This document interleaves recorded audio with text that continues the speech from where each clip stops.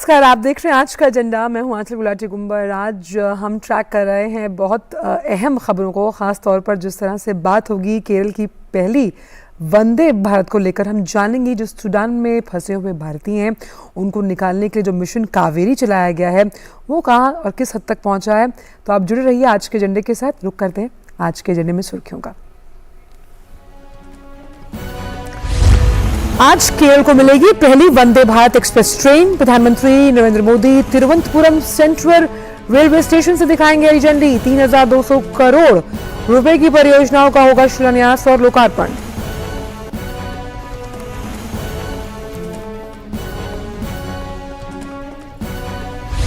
प्रधानमंत्री आज भी दादरा नागर हवेली का करेंगे दौरा। सिलवासा में मेडिकल कॉलेज का करेंगे उद्घाटन। स्कूल, सड़क और पानी जैसी योजनाओं से जुड़ी 4,850 करोड़ से अधिक की परियोजनाओं का होगा शिलान्यास और लोकार्पण। ऑपरेशन कावेरी के तहत सूडान से निकाले गए अब तक 500 भारतीय। सूडान के अधिकारियों यूएई समेत अमेरिका के साथ लगातार संपर्क में भारत के अधिकारी।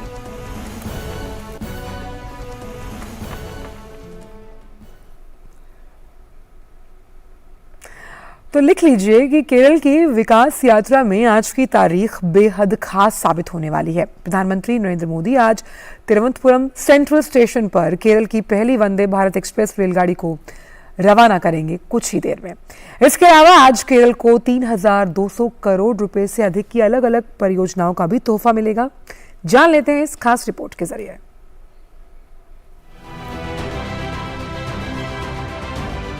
पीएम मोदी राज्य को तमाम सौगातें देंगे जिससे कनेक्टिविटी और पर्यटन को बहुत बढ़ावा मिलने वाला है।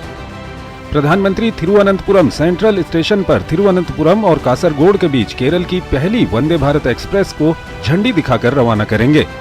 ये रेलगाड़ी 11 जिलों तिरुवनंतपुरम, कोल्लम, कोट्टायम, एर्नाकुलम, त्रिशूर, पलक्कड़, पठानमथिट्टा, मलप्पुरम, कोझिकोड, कन्नूर और कासरगोड स्थानों को कवर करेगी। इस ट्रेन के चलने से केरल के कई जिलों के लोगों को फायदा होगा। प्रयास ये है कि हर राज्य को कम से कम एक वंदे भारत मिले, तो उस प्रयास की कड़ी में ये हमारी 16वीं वंदे भारत यहाँ से चलेगी, जो कि तिरुवनंतपुरम से कासरगोड तक जाएगी, जो कि केरल का पूरा वेस्ट कोस्ट कवर करती है। लगभग 585 किलोमीटर की डिस्टेंस है और ये डिस्टेंस राजधानी लगभग 9.5 से 10 घंटे के बीच में कवर करती है, जबकि वंदे भारत लगभग 8 घंटे में ये डिस्टेंस कवर करेगी। ये बहुत बड़ा केरल स्टेट के लिए गिफ्ट है, माइलस्टोन है। प्रधानमंत्री केरल के लिए 3,200 करोड़ रुपए से अधिक की विभिन्न परियोजनाओं का शिलान्यास और राष्ट्र को समर्पित करेंगे। प्रधानमंत्री कोच्चि वाटर मेट्रो राष्ट्र को समर्पित करेंगे। कोच्चि शहर के साथ निर्बाध संपर्क के लिए बैटरी चालित इलेक्ट्रिक हाइब्रिड नौकाओं के माध्यम से कोच्चि के आसपास के 10 द्वीपों को जोड़ने वाली ये अपनी तरह की अनूठी परियोजना है। मैं जिस मेट्रो में अभी सवार हूँ, कोच्चि शहर में इसकी शुरुआत हो चुकी है। 38 स्टेशन जो है वो बनाए गए हैं और कई किलोमीटर की यात्रा करके जो बाहर सड़कों पर भीड़ है उस भीड़ को नियंत्रित करने के लिए, और ये इको फ्रेंडली भी है। This is a very sustainable project for the environment. First of all, this is electric hybrid boats are being used for the public, and the flora and fauna, the मछली सब fishermen लोग सब उसको कुछ ये disturbance नहीं होता है। This is not using any fossil fuel. This fuel being used, this electricity is being used for the entire purpose as such. ये देश की पहली वाटर मेट्रो है। ये वाटर मेट्रो लोगों को किफायती और सुरक्षित यात्रा उपलब्ध कराएगी। वाटर मेट्रो कोच्चि और उसके आसपास के 10 द्वीपों को जोड़ेगी। पीएम मोदी ने खुद वाटर मेट्रो की तस्वीरें जारी करते हुए बताया, कोच्चि वाटर मेट्रो शहर के बुनियादी ढांचे को विकसित होगी। करीब 1,136 करोड़ रुपए की परियोजना को केरल के लिए ड्रीम प्रोजेक्ट कहा जा रहा है। इससे शहर में सार्वजनिक परिवहन व पर्यटन के जरिए आर्थिक गतिविधियों को बढ़ावा मिलेगा। सबसे बड़ी बात यह है कि टूरिज्म का पोटेंशियल तो है। जो 10 आइलैंड में काफी सारे विदेशी टूरिस्ट और नेशनल टूरिस्ट भी आते हैं, तो वो लोग इसमें जा सकते हैं। बड़ा कंफर्टेबल जर्नी है। आइलैंड में जो यूथ रहते हैं उनको जल्दी जल्दी पहुंच सकते हैं, पहले ऐसा नहीं था। तो और उनको रेगुलर सर्विस मिल जाएगा मेट्रो जैसा, तो उनके लिए आसान हो जाएगा काम करने के लिए, कोई बिजनेस करने के लिए। एक बोट में 3-3 क्रू मेंबर होते हैं। हम तो चाहते हैं कि हमारा दिल तो ये चाहता है कि सभी लोग आइलैंड से भी आएं। वाटर मेट्रो में यात्रा की कीमत काफी कम होगी। ट्रैफिक नहीं होने की वजह से इसमें समय की भी बचत होगी। वाटर मेट्रो 2 रूट पर चलेगी और लोगों को हर 15 मिनट में आवाजाही के लिए मेट्रो मिलेगी। इसमें कुल 78 इलेक्ट्रिक नौकाएं शामिल हैं। प्रत्येक मेट्रो में 50 से 100 यात्री बैठ सकते हैं। वाटर मेट्रो 26 अप्रैल को सुबह 7 बजे से अपने पहले रूट हाईकोर्ट वाइपिन पर परिचालन शुरू करेगी। वहीं दूसरे रूट वटिल्ला कक्कनाड पर सेवा 27 अप्रैल की सुबह 7 बजे से शुरू होगी। एक बार की यात्रा के लिए लोगों से 20 रुपये का किराया लिया जाएगा। वाटर मेट्रो से 20 मिनट से भी कम समय में हाईकोर्ट से वाइपिन तक पहुंचा जा सकेगा। वहीं व्याटिला से कक्कनाड तक सफर करने का अनुमानित समय करीब 25 मिनट है। ये सेवा सुबह 7 बजे से रात 8 बजे तक जारी रहेगी। हाईकोर्ट वाइपिन रूट पर पीक आवर्स में हर 15 मिनट में नावों का संचालन होगा। लोग इस वाटर मेट्रो से काफी खुश हैं। डिंडीगुल पलानी पलक्कड़ खंड का रेल विद्युतीकरण किया गया है। प्रधानमंत्री इसे भी देश को समर्पित करेंगे। आयोजन के दौरान प्रधानमंत्री विभिन्न रेल परियोजनाओं की आधारशिला रखेंगे। वो तिरुवनंतपुरम कोझिकोड वर्कला शिवगिरी रेलवे स्टेशन के पुनर्विकास और निमोन व कोचुवेली सहित तिरुवनंतपुरम क्षेत्र के व्यापक विकास और तिरुवनंतपुरम शोरानूर खंड की सेक्शनल गति में वृद्धि की परियोजनाओं की आधारशिला भी रखेंगे। प्रधानमंत्री तिरुवनंतपुरम में डिजिटल साइंस पार्क की आधारशिला रखेंगे। कुल मिलाकर पीएम मोदी का ये दौरा राज्य में कनेक्टिविटी और पर्यटन को मजबूत करने की दिशा में बेहद अहम है। अभिषेक सिंह और राजेश राज के साथ ब्यूरो रिपोर्ट डीडी न्यूज। और इस खबर पर तिरुवनंतपुरम से ही जुड़ रहे हैं हमारे संवाददाता अभिषेक सिंह। उनका रुख कर लेते हैं। अभिषेक, तो हम मान सकते हैं कि भारत को अपनी 16वीं वंदे भारत और केरला को अपनी पहली मिलने वाली है। इस वक्त किस तरह का माहौल है वहां पर, क्योंकि कुछ ही देर में प्रधानमंत्री जो है वो इस वंदे भारत को, जो कि चीते की रफ्तार के साथ दौड़ेगी, उसे हरी झंडी दिखाएंगे। बिल्कुल आंचल, मैं अपने कैमरामैन से यही कहूंगा कि वो तस्वीर दिखाएं आपको वंदे भारत ट्रेन की, 16वीं वंदे भारत ट्रेन और पहली केरल की वंदे भारत ट्रेन, और साथ में पब्लिक की जो यहाँ पर इंतजार कर रहे हैं किस तरीके से प्लेटफॉर्म पर वो यहाँ पर आप देख सकते हो हजारों की संख्या में। हालांकि स्टेशन पे बहुत ज़्यादा जगह नहीं होती है, लेकिन एक्साइटमेंट क्या है वो आप देख सकते हो। तमाम जो यहाँ के कल्चरल डांस गाने यहाँ का जो है उसके साथ यहाँ पर लोग जो है वो पहुँचे हैं। अब बच्चों की बात करें हम, चाहे बुजुर्गों की बात करें, युवाओं की बात करें, आप तस्वीरों में देख सकते हैं कि पूरा स्टेशन जो है खचाखच भरा हुआ है। सिर्फ और सिर्फ अपने वंदे भारत, केरल के पहले वंदे भारत और अपने भारत के सबसे लोकप्रिय प्रधानमंत्री नरेंद्र मोदी को देखने के लिए, उनकी एक झलक देखने के लिए, जब वो केरल को वंदे भारत ट्रेन जो है इसकी सौगात सौंपेंगे। मतलब केरल के लिए एक नई लाइफलाइन केरल के लोगों को देंगे। आप समझ सकते हैं, आप देख सकते हैं तस्वीरों में किस तरह का एक्साइटमेंट है। और प्रधानमंत्री अब से थोड़ी ही देर के बाद यहाँ पर जब पहुँचेंगे तो उसके बाद प्रधानमंत्री ट्रेन का निरीक्षण करेंगे और इस ट्रेन को हरी झंडी दिखाकर रवाना करेंगे। और उसके बाद ये ट्रेन जो है कासगोड़ा तक जाएगी, यानी कि केरल के 11 जिलों से होकर गुजरेगी। एक बहुत बड़ी सौगात कह सकते हैं केरल के लिए, क्योंकि केरल में अभी तक इस तरह की कोई high speed, semi high speed train नहीं थी। और इस गति से ये चलेगी कि जहाँ पर राजधानी या शताब्दी की बात करें वो तकरीबन 10 से 10.5 घंटा लगाती है, तो ये ट्रेन महज 8 घंटे पहुँचाएगी। यानी तकरीबन 1.5 से 2 घंटे का समय के का भी बचत हो रहा है यहाँ के केरल के लोगों को। और काफ़ी गतिविधि है, काफ़ी आवागमन है। इस कासगोड़ा से की बात करें, हम कोल्लम की बात करें, या फिर आगे हम अर्नाकुलम की बात करें, इस पूरे रूट की बात करें, हम कोची की बात करें, तो इस रूट पे काफ़ी जो है आवाजाही है लोगों की। तो ऐसे में ये ट्रेन उनके लिए एक बहुत बड़ा जो है वरदान साबित होगा। और इस ट्रेन का जो कमर्शियल ऑपरेशन है, आज तो ये ट्रेन अभी प्रधानमंत्री फ्लैग ऑफ कर रहे हैं। अभी ये सुबह 10:30 बजे, 11:45 बजे के आसपास फ्लैग ऑफ होगा। लेकिन कल से ये ट्रेन जो है मॉर्निंग में सुबह 5:20 पर चलेगी और कासागोड़ा जो है दोपहर में 1:30, 1:35 में पहुंचेगी। और उधर से 2:30 बजे चल के रात में यहाँ पर 10:35 में पहुंचेगी। यानी कि आप अगर यहाँ से कोई यात्री जा रहा हो, उसे जिस भी जगह जाना हो, और ट्रेन का किराया भी जो है वो काफ़ी बजट में रखा गया है।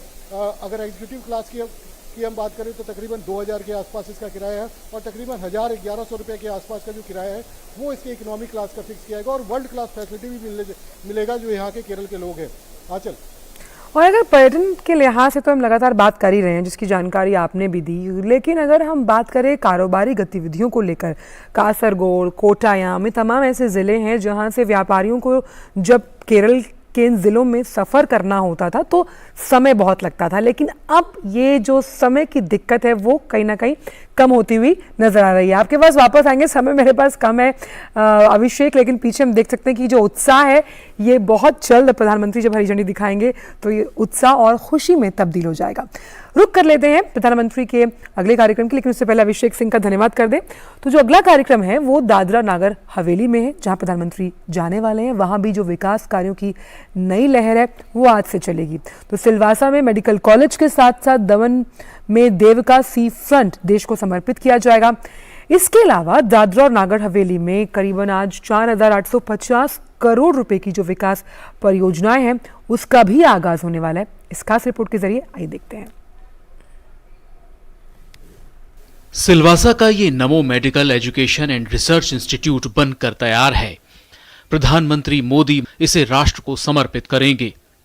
इससे केंद्र शासित प्रदेश दादरा और नागर हवेली, दमन एवं दीव के नागरिकों की स्वास्थ्य सेवाओं में अभूतपूर्व वृद्धि होगी।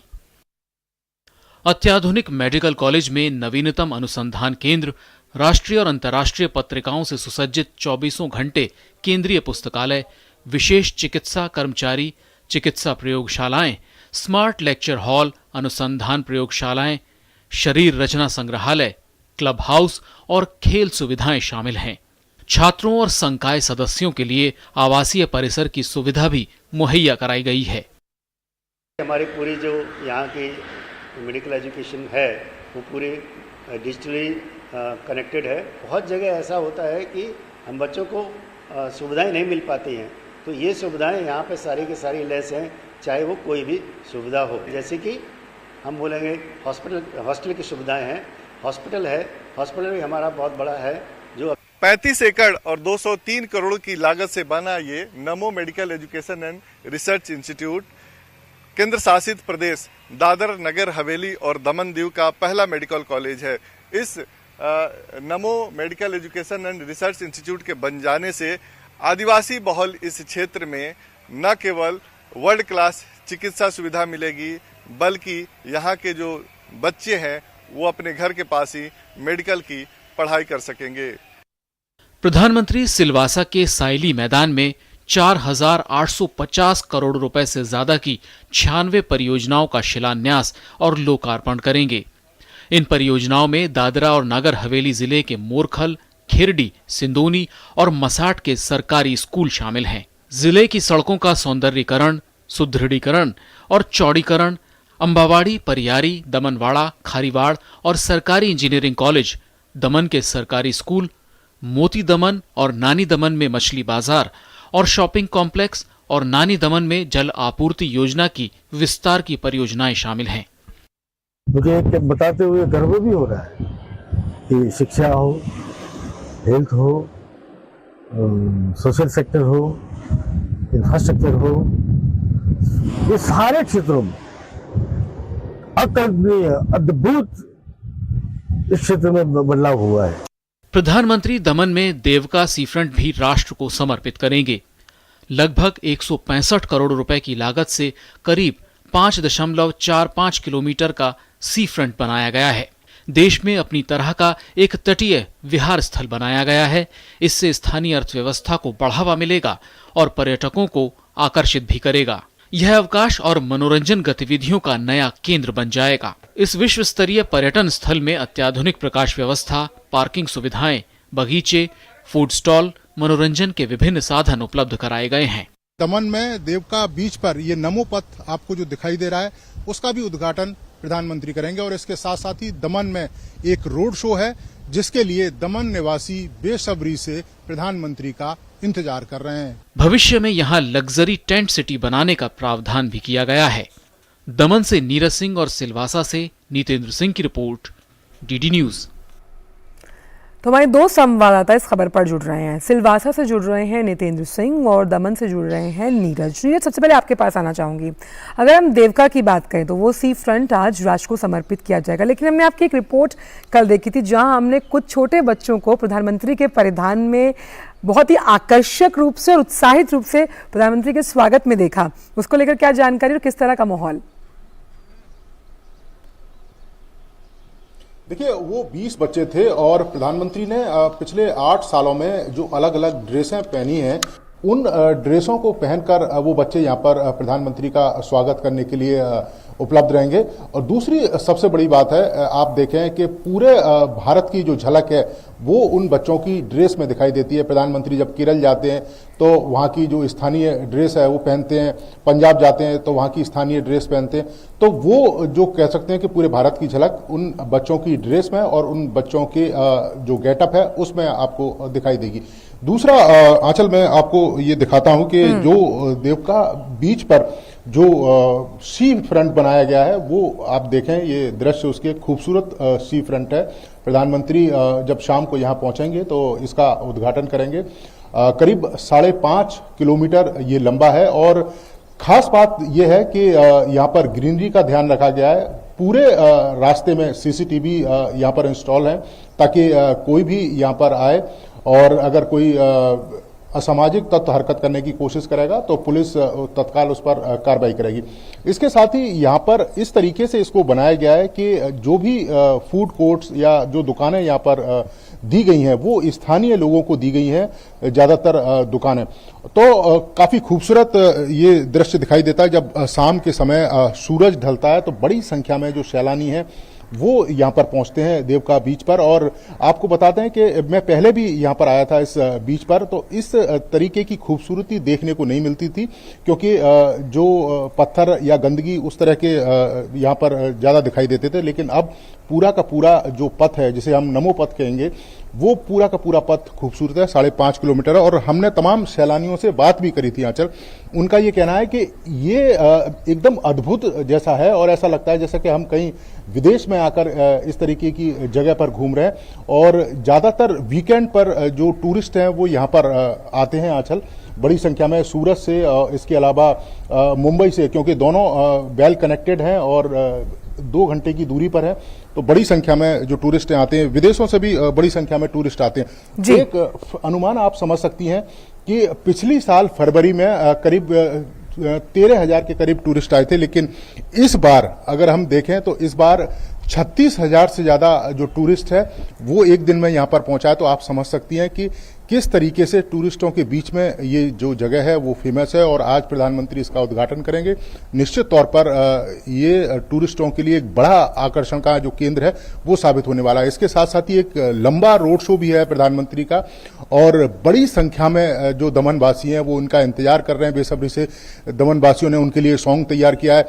दमन में जो अलग अलग कल्चर के जो लोग रहते हैं, चाहे साउथ इंडिया, बहुत ही खूबसूरत रिवर फ्रंट है जहाँ पर आप मौजूद हैं। निविता के पास वापस आएंगे, बने रहिए हमारे पास। हमारे साथ नितेंद्र भी जुड़ गए। तो नितेंद्र, किफ़ायती जब हम चिकित्सा की बात करते हैं और ख़ास तौर पर MBBS जो कि एक महंगा कोर्स माना जाता है, अब अगर हम बात करें सिलवासा में जो तमाम जो विद्यार्थी हैं, जो छात्र हैं, जो मेडिकल पढ़ना चाहते हैं, उनके लिए 2019 में इसकी कहीं ना कहीं नींव रखी गई थी और आज ये बनकर भी तैयार है। निश्चित तौर पे आप देखिए कि 4 साल के भीतर बनकर तैयार भी है और 4 जो सत्र है, सेशन है, उसके बच्चे अब पढ़ भी रहे हैं। MBBS के स्टूडेंट है। कुल 177 सीट है और जिसमें 142 सीट सिर्फ दादर नगर हवेली दमन दीव के जो बच्चे हैं उनके लिए रिजर्व है और जो 27 सीट है वो आर्थिक रूप से कमजोर बच्चों के लिए रिजर्व है। इसके पीछे मकसद ये है कि जो एक केंद्र शासित प्रदेश है, आदिवासी बहुल क्षेत्र है ये, तो यहाँ के जो बच्चे हैं वो मेडिकल की पढ़ाई कर सके, सामान्य परिवारों से आते हैं, आर्थिक रूप से कमजोर परिवारों से आते हैं और उनका भी सपना होता है कि वो डॉक्टर बने और उनके सपनों को पूरा करने के लिए ये मेडिकल कॉलेज खुला है और वो पूरा भी हो रहा है। मेरी कई छात्रों से बात हुई है कल, तो बहुत ही सामान्य परिवार से आते हैं और आज वो डॉक्टर की पढ़ाई कर रहे हैं और बहुत खुश है। और एक पूरे क्षेत्र में अगर हम देखें तो पहले क्या था कि राष्ट्रीय स्तर पे सिर्फ 5 और 10 सीट उनको मिल पाता था राष्ट्रीय स्तर पे, ऑल इंडिया रैंक पे, और अब उनको 142 सीट सिर्फ अपने जो केंद्र शासित प्रदेश है इन्हीं के बच्चे पढ़ेंगे यहाँ पर। तो अपने घर के पास वो मेडिकल की पढ़ाई करेंगे, डॉक्टर की पढ़ाई करेंगे और डॉक्टर बनेंगे। तो आप सोच सकते हैं कि कितना फायदा उनको होगा, उनके परिवार को होगा, जब अपने घर के पास होंगे। और आजादी के बाद पहली बार केंद्र शासित प्रदेश दादर नगर हवेली में मेडिकल कॉलेज खुला है। बहुत ही खूबसूरत है, 35 एकड़ में बना है और रात की बात करें तो इतना लाइटिंग जिस तरीके से की गई है कि आपको इतना बेहतरीन ये जगह लगेगा कि बहुत ही सुकून देता है अगर पढ़ाई के हिसाब से देखे तो। साथ ही साथ जो लाइब्रेरी है बहुत यूनिक है, खासतौर पे 3 मंजिल का लाइब्रेरी है जिसमें करीब करीब 700 बच्चे और जो फैकल्टी है वो पढ़ सकते हैं। और उसमें जो आदिवासी जो आर्ट है यहाँ का लोकल, उससे दीवारों पर उनकी चित्रकारी की गई है और बहुत ही बेहतरीन माहौल यहाँ पर है। और लाइब्रेरी अपने में वर्ल्ड क्लास है, डिजिटल है, ई लाइब्रेरी की व्यवस्था है और जितने भी लेटेस्ट एडिशन है किताबों के वो यहाँ पर रखे गए हैं।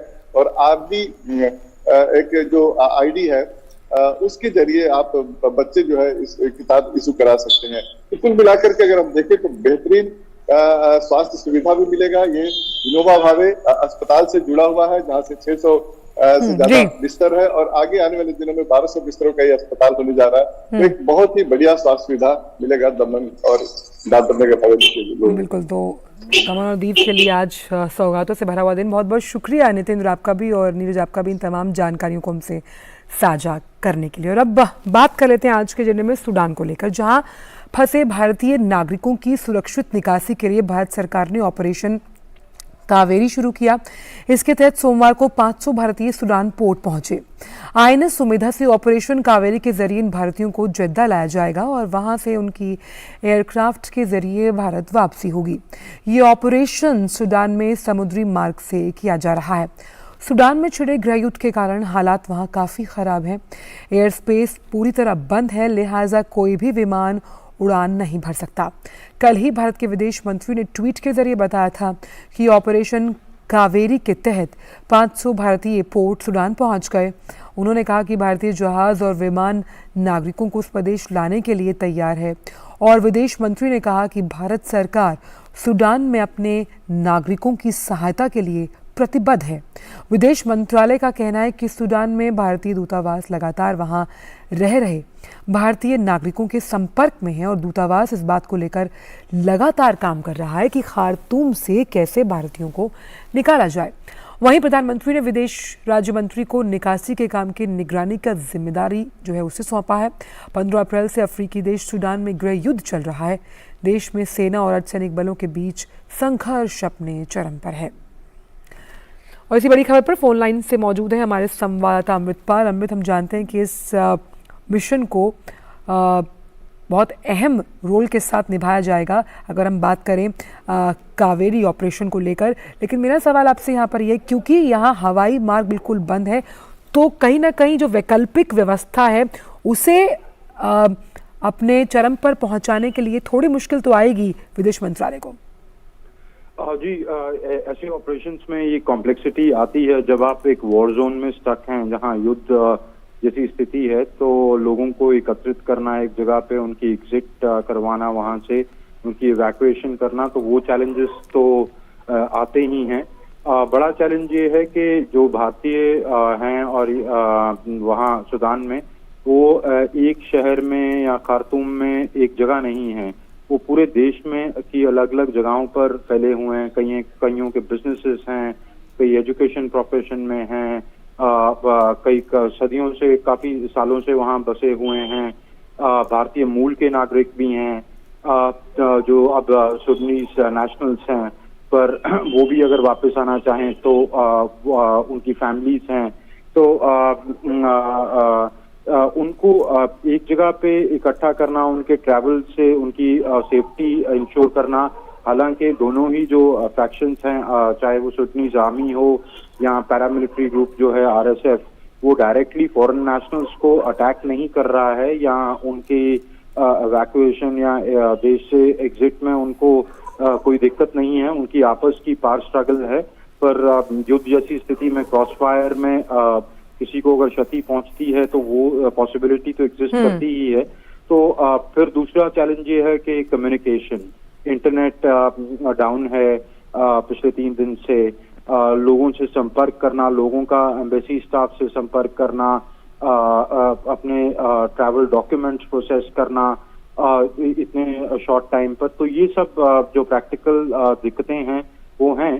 पर जैसे कि विदेश मंत्री ने कल बताया कि 500 लोग एकत्रित हो चुके हैं और भी लोग आ रहे हैं। जो मिशन स्टाफ है, जो हमारे डिप्लोमेट्स वहाँ पोस्टेड हैं, वो कम्युनिटी लीडर्स के जरिए, लोगों से डायरेक्ट संपर्क के जरिए उनको फैसिलिटेट कर रहे हैं कि उनकी मूवमेंट पोर्ट सुदान में हो पाए और वहां से फिर समुद्री जहाज के रास्ते से उनको सुदान से निकाला जा सके। उम्मीद करते हैं कि इस ऑपरेशन को भी मिशन मोड से लागू कर तमाम जो भारतीय उन्हें निकाल लिया जाएगा वहाँ से। बहुत बहुत शुक्रिया अमृतपाल इन तमाम जानकारी को हमसे साझा करने के लिए। तुम जानते हैं कि सूडान में हालात बेहद ख़राब हैं और इसीलिए जो विदेश मंत्रालय है वो तत्परता के साथ वहाँ काम कर रहा है। तो आज के जने में बस इतना ही। मुझे मेरी पूरी टीम को दीजिए इजाज़त। आगे आप देख सकते हैं न्यूज़@10 मेरे सहयोगी गौरव श्रीवास्तव के साथ। नमस्कार।